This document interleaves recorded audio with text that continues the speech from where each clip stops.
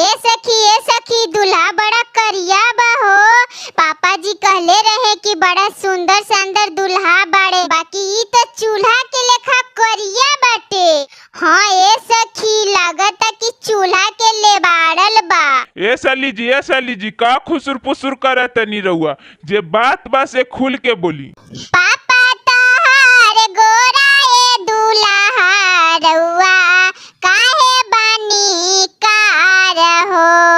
जहिया जालम लाए दुल्हा तहर मम्मी रहली कुमार हो।